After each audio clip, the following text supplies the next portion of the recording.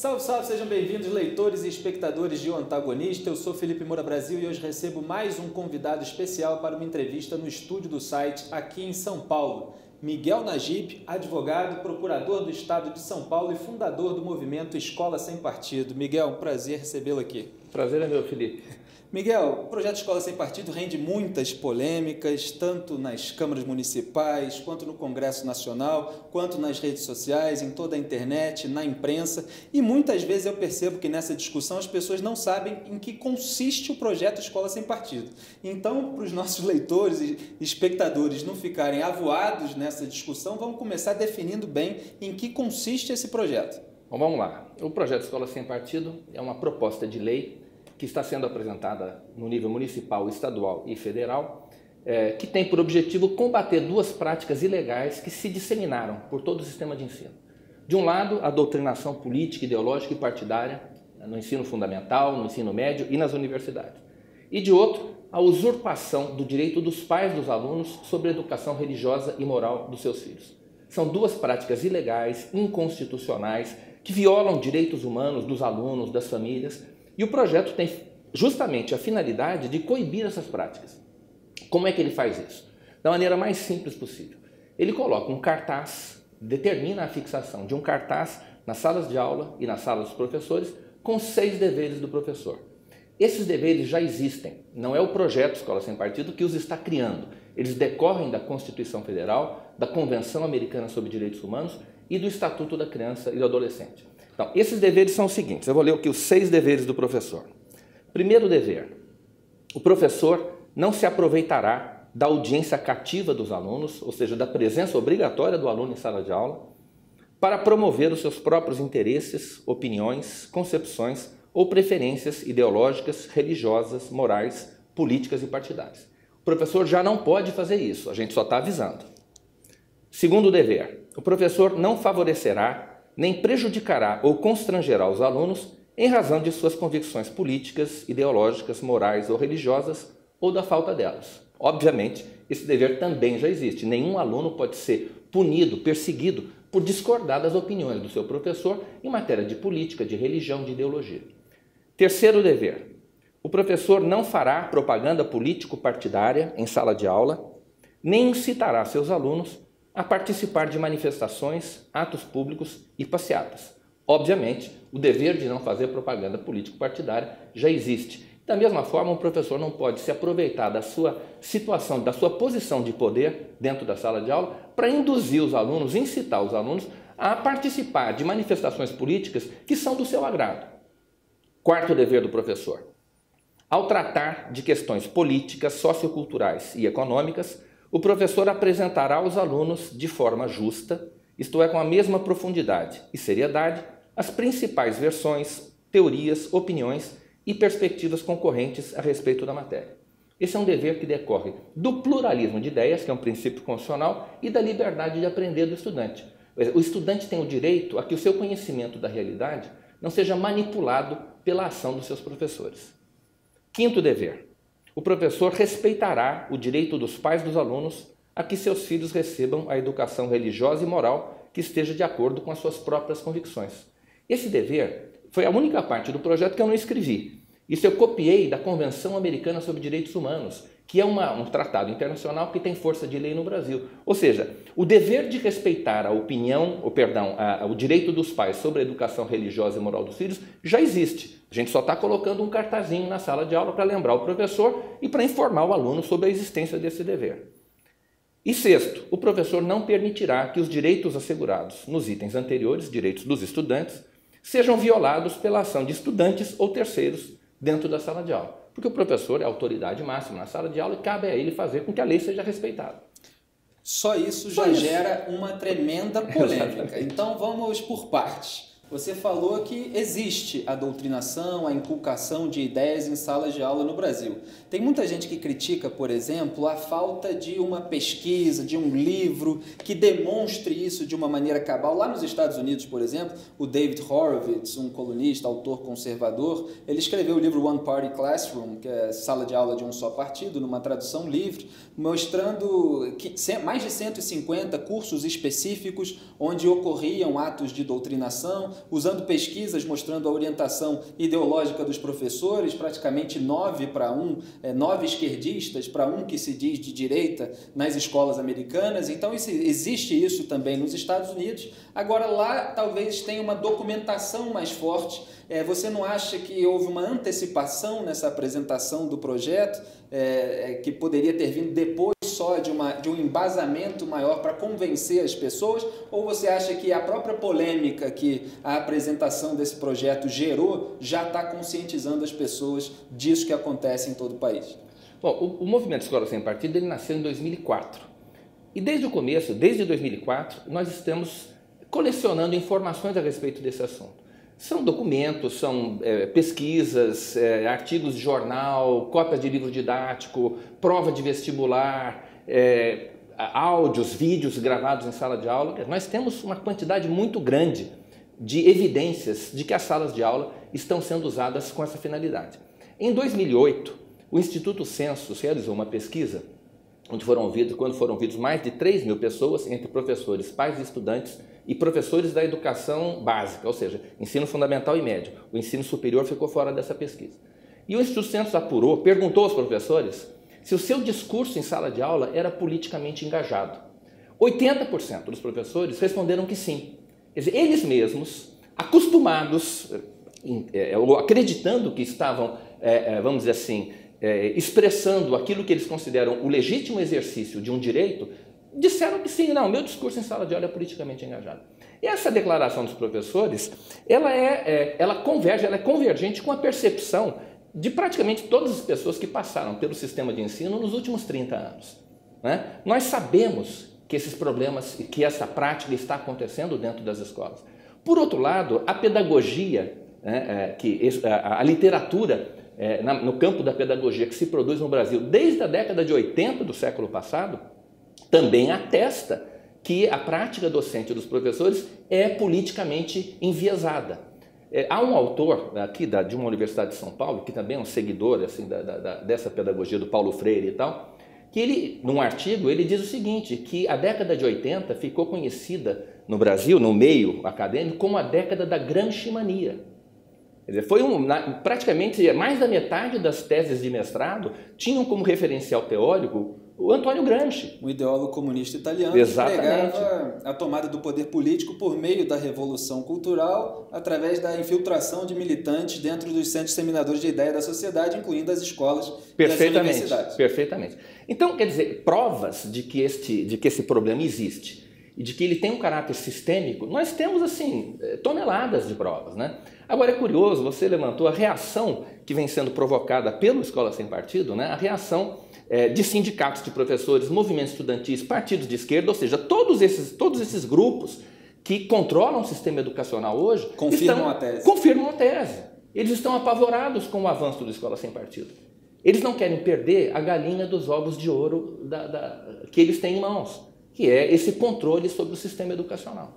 Tá, e uma vez que você persuade as pessoas de que isso ocorre, de que há necessidade de se tomar alguma medida em relação a isso, vem a questão da lista pendurada nas salas de aula. Por que o senhor defende que essa é a melhor maneira para resolver o problema que o senhor aponta? Porque esse problema acontece dentro da sala de aula, no segredo da sala de aula. E a vítima dessa situação é o estudante. Você não tem uma câmera de vídeo lá dentro que vai registrar o comportamento do professor. É só o estudante, que no ensino fundamental e médio é um indivíduo imaturo, inexperiente e vulnerável, que muitas vezes nem sabe que está sendo doutrinado, né? Ele não conhece os seus direitos. Então é importante levar cidadania a esse indivíduo, né? Explicando a ele que ele tem o direito de não ser doutrinado pelos seus professores. Então, como só ele pode se defender dentro da sala de aula, é ele que tem que saber que aquelas práticas são práticas ilegais. E também os seus professores. É importante que os professores sejam lembrados de que essas práticas são ilegais. Embora os deveres do professor sejam assim intuitivos, quer dizer, você intuitivamente percebe que esses deveres existem, eles são quase que um imperativo ético, apesar disso, os professores também foram estudantes e, como alunos, eles se habituaram com esse tipo de comportamento por parte dos seus professores. Então, a doutrinação, essas práticas abusivas, se naturalizaram dentro do sistema educacional. Ao ponto de esses professores que foram ouvidos pela pesquisa do Instituto Census não se envergonharem de reconhecer que o seu discurso em sala de aula era politicamente engajado. Eles não fazem segredo dessas ilegalidades. Por quê? Porque eles acreditam que têm esse direito. E uma vez que o aluno reconhece esse tipo de comportamento, que ele vê na listinha da sala de aula, no professor dele, quer dizer, ele viu que o professor se encaixa em algum daqueles 6 itens que você leu aqui no começo da entrevista. Qual deve ser a atitude desse aluno? Bem, aí vai depender, por exemplo, do tipo de relacionamento que ele tem com os pais em casa, não é? Da presença, será que os pais acompanham de perto ou não a educação dos seus filhos? Então, evidentemente, a primeira reação de um aluno é conversar com os pais, né? Ele sabendo que está sofrendo um abuso em sala de aula, ele vai, mãe, pai, está acontecendo isso. E o pai vai tomar uma atitude, né? Na verdade, o cartaz... Vai avaliar primeiro se... Ele avalia, não é? Muitos alunos, claro, sem dúvida. E essas práticas abusivas, elas não ocorrem, elas ocorrem no segredo da sala de aula, mas são testemunhadas por pelo menos 3 dezenas de pessoas, né, que são os alunos que estão ali. Então, esses indivíduos, né, certamente escutam coisas em casa e têm condição de saber se o professor está ou não com um discurso tendencioso em relação a uma determinada questão. Aí eles vão conversar com o pai. Pai, você me disse isso aqui outro dia, o professor falou outra coisa na sala de aula.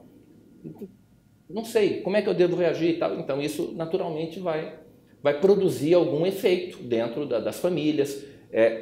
A minha certeza é de que a maior parte dos professores, ao tomar conhecimento da existência dos deveres do professor, eles se convencem automaticamente de que eles não podem fazer aquilo. Então, esse cartaz é uma espécie de um apelo à consciência moral do professor, para lembrá-lo de que ele tem aqueles deveres. Mas uma vez que os alunos falaram com os pais, aí o natural seria os pais irem fazer uma reclamação com o diretor da escola, por exemplo. Podem formalizar uma reclamação na escola, na Secretaria de Educação, e dependendo do caso, podem até mover uma ação de reparação de danos morais contra o professor. Há situações em que em que professores militantes humilham alunos em sala de aula, estigmatizam jovens estudantes porque eles ou são cristãos, ou votam no Bolsonaro, ou não votam no Bolsonaro. Enfim, existem situações em que o aluno é humilhado em sala de aula. Isso é inaceitável. Um usuário de um serviço público ser humilhado por um servidor. Que história é esta, né? Então, a pessoa que sofreu essa agressão, este dano moral, pode tranquilamente recorrer ao judiciário e processar o professor.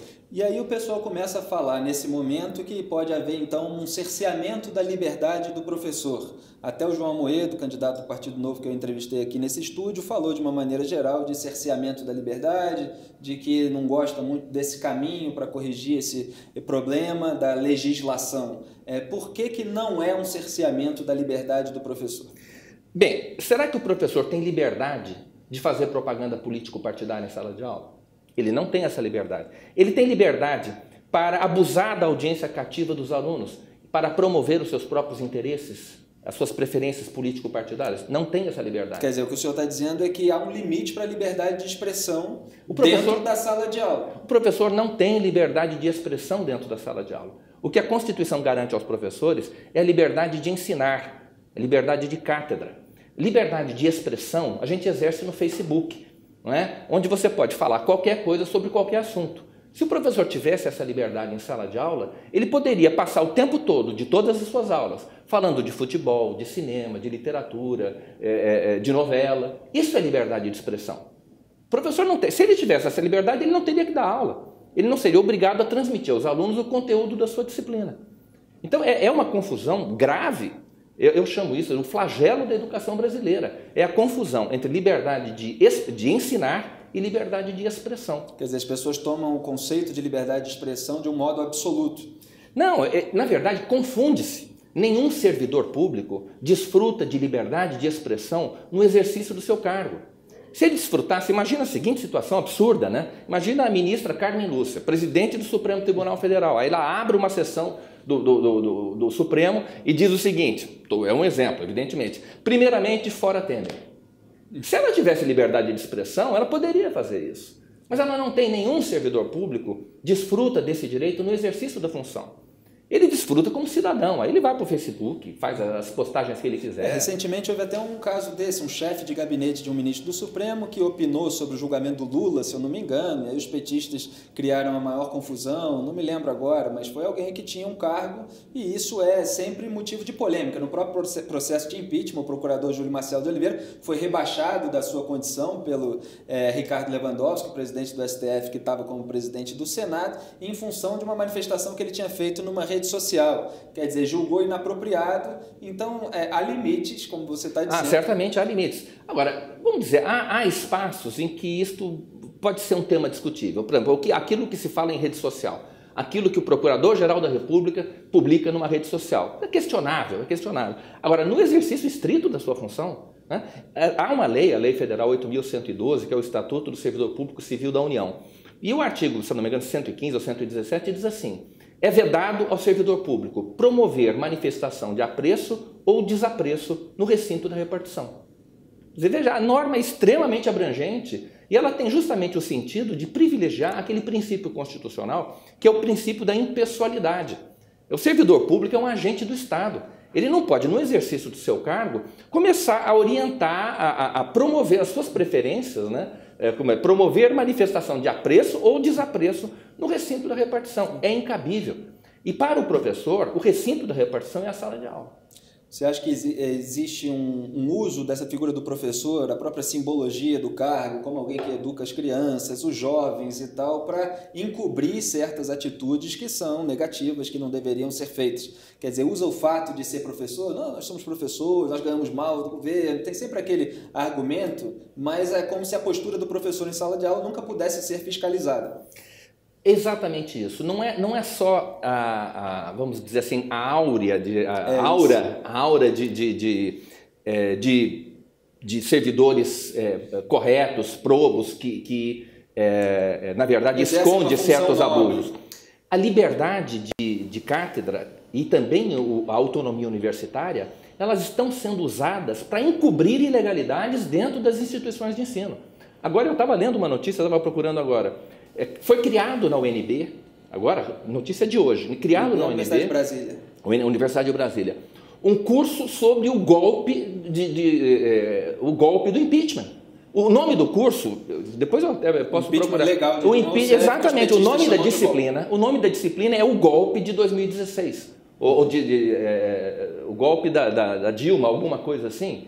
Quer dizer, meu Deus, isso obviamente está sendo feito em nome da autonomia universitária e da liberdade de cátedra, né? Mas é óbvio que isso é um mero biombo para esconder a promoção de interesses político-partidários por meio de uma instituição pública de ensino. É inaceitável, isso é um absurdo. Certo. E a lista, ela tem um custo, se ela for espalhada pelas salas de aula do Brasil. Quem é que arca com essa despesa e de quanto ela é? Na verdade, o custo é irrisório, é papel e tinta, né? É uma folha, o que a gente está propondo no projeto é uma folha de papel A2, né? Que vai ser colada nas salas de aula. Quer dizer, isso é um custo ridiculamente baixo e é outra vantagem da Escola Sem Partido. A gente diz que é uma proposta pouco invasiva. A proposta da Escola Sem Partido é minimamente invasiva, porque ela não coloca uma câmera de vídeo de áudio e um aparelho de áudio dentro da sala de aula. E, ao mesmo tempo, o custo dela é irrisório, é extremamente pouco onerosa para os cofres públicos. Né? E como é que está a situação na Câmara Municipal aqui de São Paulo? Está para ser pautado o projeto de lei Escola Sem Partido nesse mês de fevereiro. O senhor me disse que talvez seja adiado para março. Como é que está a situação lá? Olha, aqui o projeto Escola Sem Partido foi apresentado em 2014 pelo deputado Eduardo Tuma, pelo vereador Eduardo Tuma. E depois, no ano passado, 2017, o Fernando Holliday apresentou novamente, ele desconhecia a pré-existência desse projeto do Tuma, e ele apresentou novamente um projeto de lei. E os dois foram apensados, junto com outros, se não me engano, 15 ou 16 assinaturas. Quer dizer, o projeto ele já começou bastante bem apoiado na Câmara Municipal de São Paulo. Agora ele está para realmente ser colocado em pauta. Eu vim a São Paulo para conversar com vereadores, para explicar o projeto para os vereadores que ainda têm dúvida a respeito da proposta, né? Ontem eu passei o dia todo na Câmara fazendo isso. Foi muito produtivo e eu estou convencido de que o projeto vai passar aqui. Olha, nós estamos conseguindo, estamos chegando muito perto da maioria e os vereadores estão vendo a gravidade do problema da doutrinação. E é mais fácil passar aqui do que no Rio de Janeiro, por exemplo? Com certeza. Tem uma base mais forte na Câmara Municipal? Com certeza. As chances de passar aqui em São Paulo são muito maiores do que no Rio. E eu acho que nós temos grandes chances também de aprovar o projeto no Congresso Nacional. Como é que está a situação no Congresso Nacional? Então, na Câmara dos Deputados, o projeto foi apresentado em 2015 na Câmara dos Deputados. Em 2017, no Senado, tramitação simultânea. Acontece que a discussão na Câmara, onde foi criada uma comissão especial, ela avançou muito. Foram realizadas dezenas de audiências públicas ao longo de todo o ano passado. Então, o debate amadureceu e evoluiu muito na Câmara. Por conta disso, o senador Magno Malta, que foi o autor do projeto no Senado... Do PR do Espírito Santo. Do PR do Espírito Santo, ele entendeu que era melhor retirar o projeto para não prejudicar a discussão na Câmara. Porque no Senado, o relator do projeto na Comissão de Educação foi o senador Cristóvão Buarque, que é um adversário do Escola Sem Partido. O Cristóvão Buarque, na verdade, ele defende a doutrinação nas salas de aula, porque ele é um refém da esquerda, que sempre o elegeu, ele foi reitor da UNB, foi ministro da Educação do Lula. Quer dizer, ele sempre pertenceu a um grupo político que se beneficiou da doutrinação nas escolas. E por isso ele é contra. Ele é contra o projeto Escola Sem Partido. Então eu entendo o seguinte, quem é contra o Escola Sem Partido está, na verdade, a favor da doutrinação. E existe uma discussão muito grande sobre essa questão de direita e esquerda na sala de aula, mas aí poderia fazer o contrário, só que o projeto, a sua lista, que o senhor leu aqui no começo da nossa entrevista, ela não tem nada a favor de um lado, ela é pela pluralidade. O projeto Escola Sem Partido é 100% sem partido. Ele não procura, não tende, enfim, não há nenhuma regra que favoreça ou prejudique nenhum dos grupos políticos que disputam o poder na sociedade. Mas ele não é um projeto, mas ele é um projeto ideológico. Ele é tão ideológico quanto a própria Constituição Federal. A Constituição Federal, quando ela garante a liberdade de consciência e de crença, ela faz uma escolha ideológica. Quando ela garante o pluralismo de ideias, é uma escolha ideológica. Quando ela fala em laicidade do Estado, também é uma escolha ideológica. Em que sentido? Nada disso existe em Cuba. Também, a Constituição cubana também fez escolhas ideológicas. Não existe pluralismo político em Cuba. Existe o Partido Comunista. É uma escolha ideológica. Nós fizemos uma escolha diferente. Não é? A Constituição do Irã, por exemplo, a Constituição da Arábia Saudita, não permitem a liberdade de consciência e de crença. Né? Também é uma escolha ideológica. A nossa Constituição fez essas escolhas e podia fazer. O Constituinte tem poder para fazer essas escolhas. O que nós queremos fazer é que as escolhas feitas pelo Constituinte validamente em 1988 sejam respeitadas dentro do Estado brasileiro, dentro do sistema educacional. Aí tem algumas questões práticas específicas que são sempre apontadas pelos críticos do projeto. Por exemplo, ao se falar do nazismo, você não pode falar de uma maneira ruim do nazismo, que foi uma coisa ruim, tem que mostrar um lado bom do nazismo. Ao falar do fascismo, tem que fazer alguma coisa. Isso é pluralidade? Quer dizer, como é que se trabalham essas nuances? Até que ponto se pode dar outro lado de uma história ruim, por exemplo? O referencial do projeto é sempre a academia, é sempre aquilo que se estuda, a melhor bibliografia a respeito de um determinado tema. Então, o item 4, eu vou ler novamente o item 4 do cartaz com os deveres do professor. Ao tratar de questões políticas, socioculturais e econômicas, o professor apresentará aos alunos de forma justa, isto é, com a mesma profundidade e seriedade, as principais versões, teorias, opiniões e perspectivas concorrentes a respeito da matéria. O que são as principais? São aquelas opiniões, teorias e perspectivas que gozam de respeito, de prestígio dentro da academia. É isso que o aluno tem direito de saber. Né? Então, se houver lá na academia um autor respeitável, um autor que tenha prestígio dentro da universidade, dentro do meio acadêmico, que defenda algum determinado aspecto do nazismo ou do fascismo, o aluno tem o direito de saber. O aluno tem direito de conhecer a verdade, ou pelo menos as principais teorias, versões e perspectivas a respeito de um determinado assunto. O que acontece, até porque o projeto Escola Sem Partido denuncia, é que na academia provavelmente há ideias e teses que são boicotadas, que não estariam entre essas prestigiosas, quer dizer... Sim, com toda certeza. O que há é uma apresentação seletiva, né, ao aluno. Para quê? Para que ele seja dirigido a numa determinada numa determinada linha política, ideológica e partidária. Eu falei aqui rapidamente do PSOL no Rio de Janeiro. Teve o caso do Colégio Pedro II, que houve uma ação a respeito, houve propaganda para a campanha do deputado estadual Marcelo Freixo à Prefeitura do Rio de Janeiro, se eu não me engano, era esse o caso, no colégio. O que o senhor acha desses casos específicos? Existe uma ação ajuizada pelo Ministério Público Federal no Rio de Janeiro, questionando esse uso político-partidário do PSOL. Do PSOL não, do Pedro II pelo PSOL. A gente sabe que essas coisas aconteceram de fato. Há dezenas de depoimentos de pais, registros fotográficos. Isso é um fato notório que o PSOL tem ali. Para você ter uma ideia, tinha um núcleo do PSOL dentro do Pedro II. Né? Ali dentro do Pedro II funciona uma unidade do sindicato dos professores e ali dentro tinha o núcleo do PSOL. Quer dizer, é uma promiscuidade total. Né? É uma coisa inaceitável. E esse ano é um ano eleitoral. E esse tema, o senhor acha que vai entrar na campanha eleitoral? E tem dois aspectos desse ano eleitoral em relação à escola sem partido. Quer dizer, o debate do escola sem partido pelos próprios candidatos, inclusive em debates eleitorais na TV, e o fato de que os alunos de todo o Brasil, os estudantes, estão suscetíveis à propaganda política dos seus professores no ano eleitoral, que é quando mais interessa. Não, sem dúvida nenhuma. E o mais grave é que, embora a propaganda eleitoral explícita dentro das escolas ela se intensifique nesses meses que antecedem a eleição, tudo isso, Felipe, passa completamente longe do radar da justiça eleitoral. A justiça eleitoral está vendo o que acontece na televisão e aí, ou nas redes sociais, mas o que está dentro da sala de aula eles não sabem.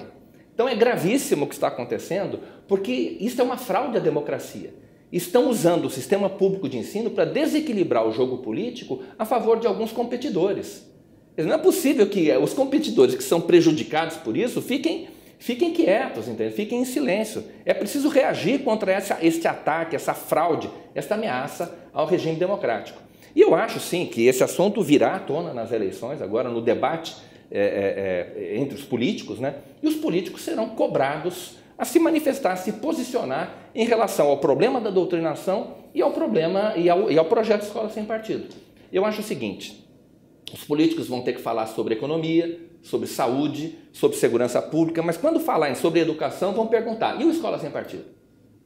Então eles vão ser cobrados. É bom que os políticos, aí, você político que está me ouvindo, se informe melhor a respeito do projeto Escola Sem Partido, e eu estou inteiramente à disposição para esclarecer dúvidas a respeito da proposta. Quer dizer, em relação à primeira parte da sua resposta, está dizendo que o Tribunal Superior Eleitoral só detecta a superfície imediata dos acontecimentos que possam ser implicados, acusados como propaganda eleitoral, mas aquela base que vem da escola, da universidade, é ignorada. Totalmente.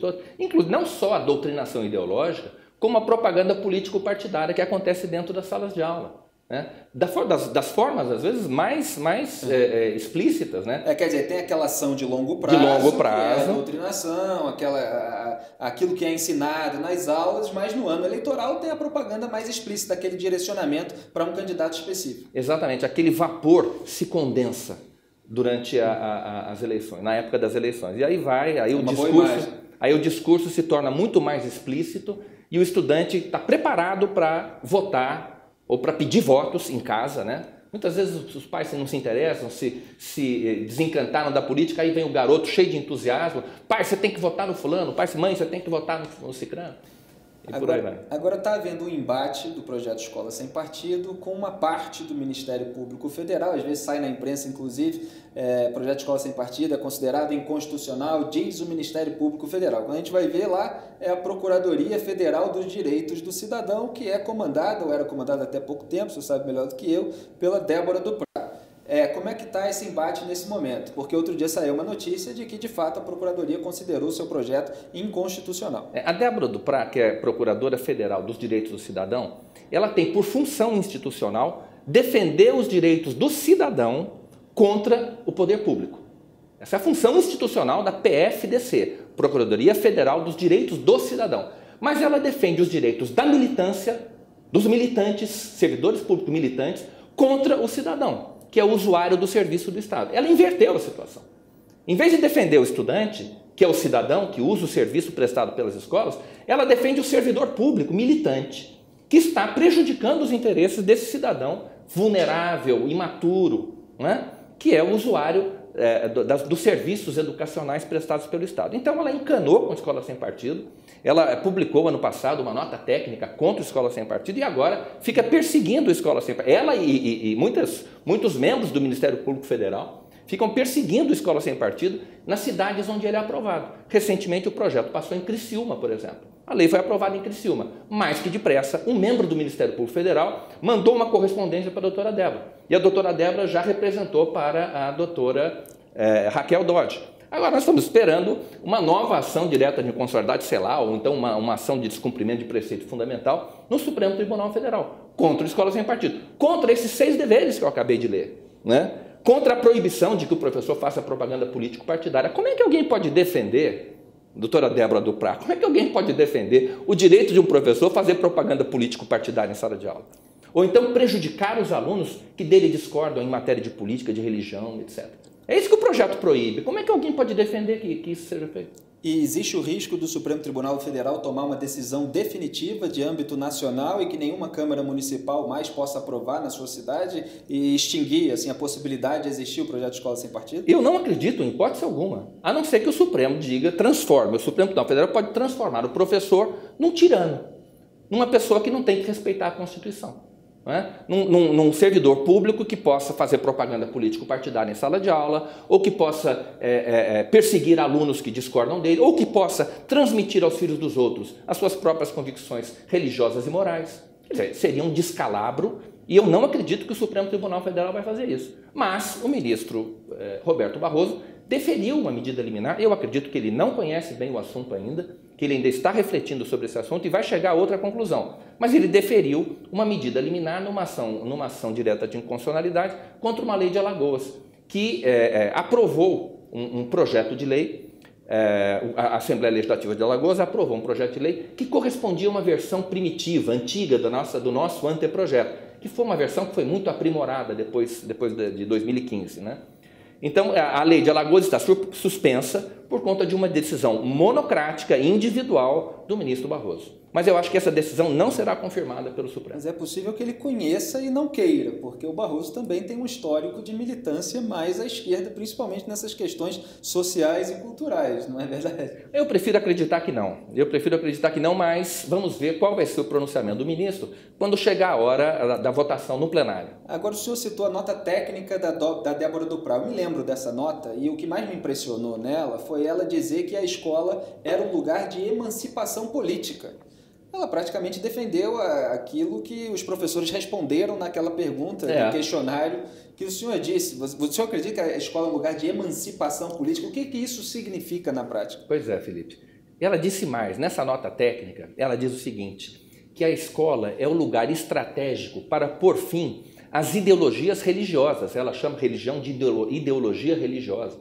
Veja bem, defender que as escolas devem ser usadas para atacar as crenças dos alunos. Porque a religião, as crenças religiosas, não estou falando de ensino religioso, mas as crenças religiosas, segundo ela, não têm lugar dentro da escola.